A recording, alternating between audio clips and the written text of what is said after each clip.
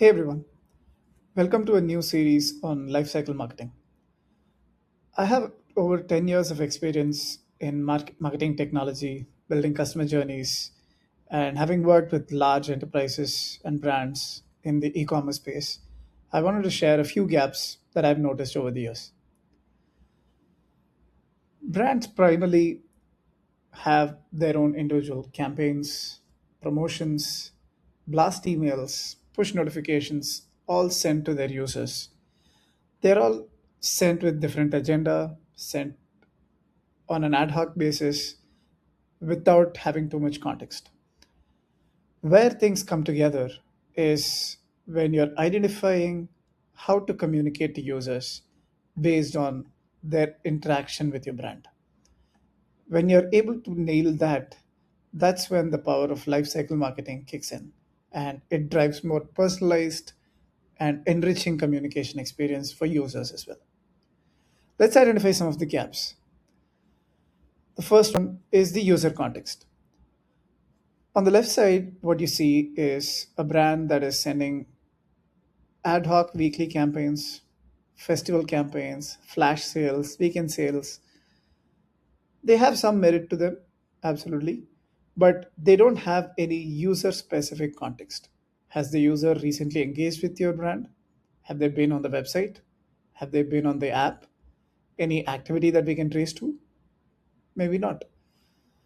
Whereas on the right side, let's say an e commerce company who's tracking the user's visit to the product page, people adding products to the cart, uh, from the cart, things moving to the wait list because it's out of stock, making purchases, and all of this information.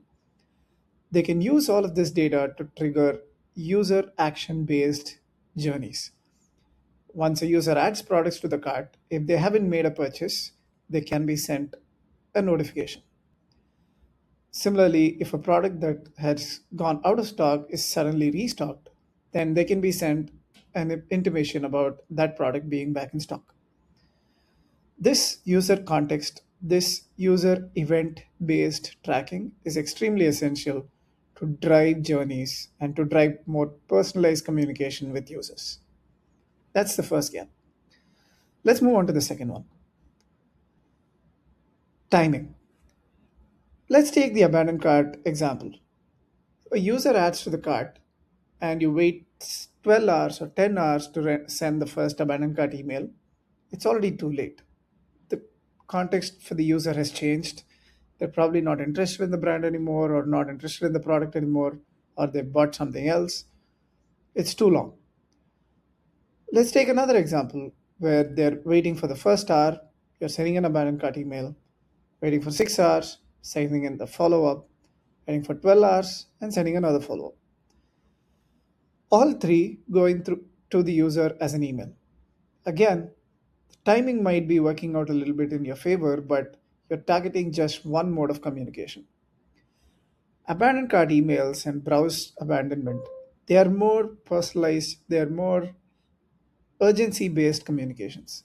For these, ideally what you would want to trigger is a push notification in the beginning and then followed by the email abandoned cart in the second message and a final follow up, let's say 12 or 24 hours later, and then closing the loop. With this level of cross channel communication and creating the urgency to the user, it increases the conversions as well. Now let's look at the third gap. This is primarily the most important gap that I've seen across all the large brands that I've worked with. Each company has their own email marketing team, push notifications team, SMS team, paid media team.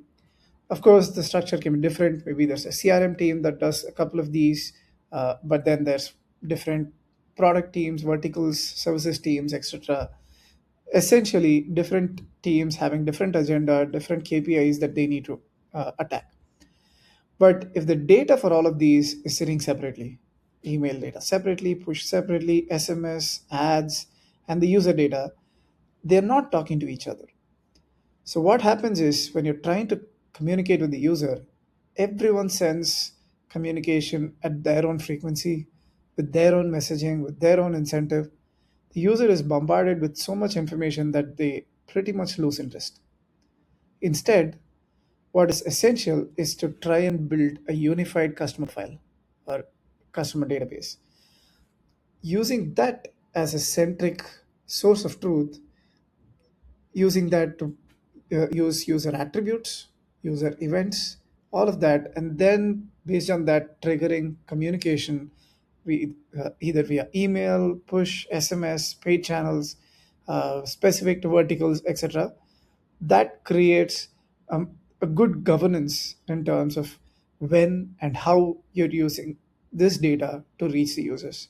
And because you have all this data together in one place, you're able to communicate depending on users' interactions across channels as well.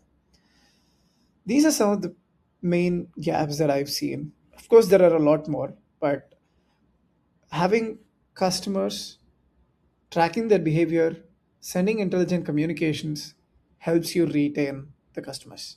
That, in a nutshell, is lifecycle marketing. Hope you had, hope you learned something from this. I'll be following up with a few more videos. Check them out.